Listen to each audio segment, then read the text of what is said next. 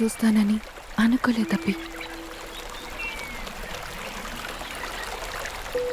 ప్రేమికులు ఓడిపోతారేమో కానీ ప్రేమ అనేది ఎప్పటికీ ఓడిపోదు. మన ప్రేమని వెతుక్కుంటూ నీకోసమే వచ్చాను మాయా.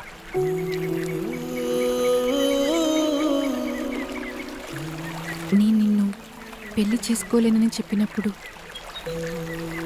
నన్ను ఒక్క మాట కూడా అనలేదు, కారణం అడగలేదు, మౌనంగానే వెళ్ళిపోయావు.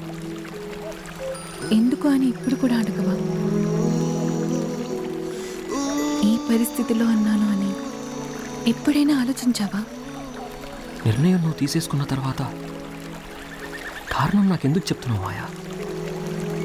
అయినా మౌనం ఎప్పుడో నా జీవితంలో ఒక భాగం అయిపోయింది.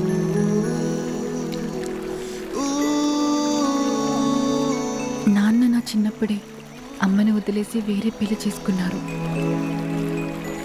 నాకు అంతా అమ్మే. తనలాగా నా జీవితం అవ్వకూడదని ప్రతి నిమిషం ఆలోచించేది, బాధపడేది, భయపడేది. తన బెస్ట్ ఫ్రెండ్ కొడుకుతో నా పెళ్లి చేసింది.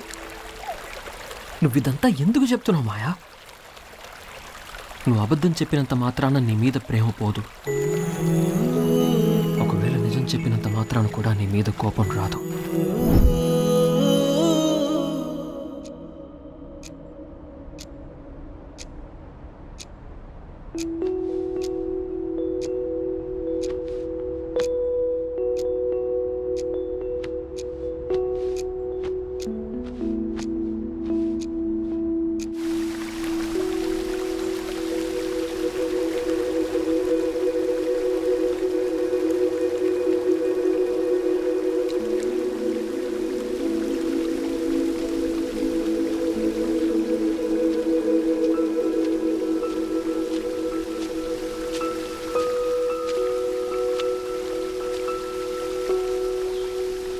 ఈరోజు చాలా బాగున్నావు అభి. బాగున్నానా? బాధగా ఉన్నానా? నా కళ్ళు చూసి చెప్పు మాయా. అందుకే నిన్ను కలవకుండా ఉండటానికి చాలా ప్రయత్నిస్తున్నాను అభి, కానీ నా వల్ల కావట్లేదు. నా వల్ల కూడా కావట్లేదు. నీ మీద ఇష్టం వల్ల మౌనాన్ని, ప్రేమ వల్ల కట్టుబాట్లని వదిలేస్తున్నాను మాయా. నువ్వు లేకుండా నేను ఉండలేను. నాకు మన లైఫ్ తిరిగి కావాలి. అమర్తో నేను మాట్లాడతాను. మనం కలిసే ఉందాం. నీకేమైనా పిచ్చి పట్టిందా? అమర్తో మాట్లాడతావా? ఏం మాట్లాడతావు? ఎలా మాట్లాడతావు? అసలు నా గురించి ఏమనుకుంటున్నావు? ప్రతి క్షణం నీ గురించి తలుచుకోవడం నా తప్ప? నీతో కలిసి ఉండాలనుకోవడం నా తప్ప? చెప్పు మాయా. నీ తప్పేం లేదు అబ్బి. పెళ్ళైన తర్వాత కూడా నేను కలుస్తున్నానే. నీవు తప్పు చేయడానికి కూడా నీకు అవకాశం ఇచ్చానే. అది నా తప్పే, ఖచ్చితంగా అది నా తప్పే.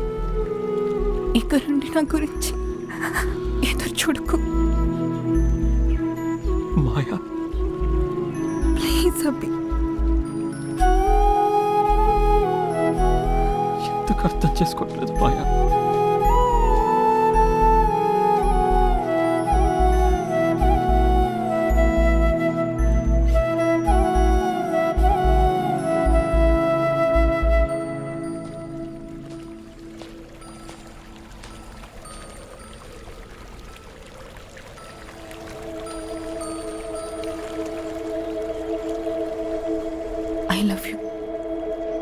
ఐ లవ్ యూ అబ్బి.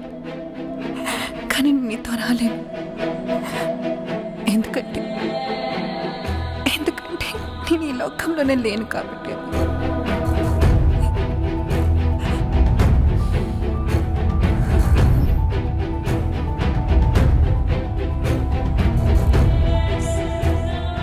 మాయా,